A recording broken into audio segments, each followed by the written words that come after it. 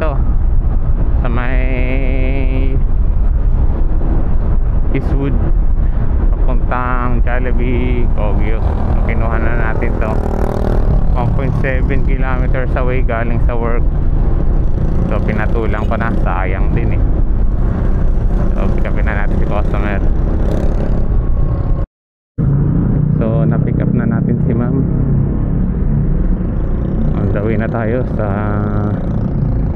drop off location sa Jollibee, Kogyo.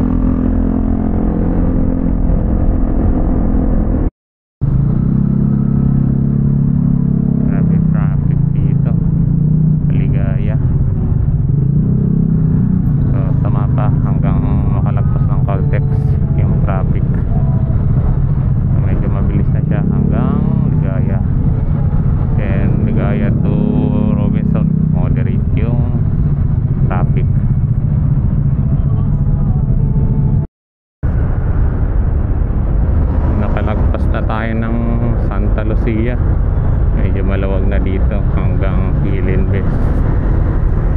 Ako tayo dito.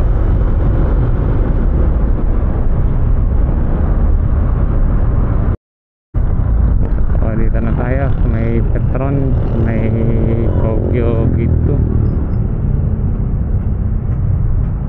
1.8 kilometers na lang, makakarating na tayo sa drop-off location ni ma'am.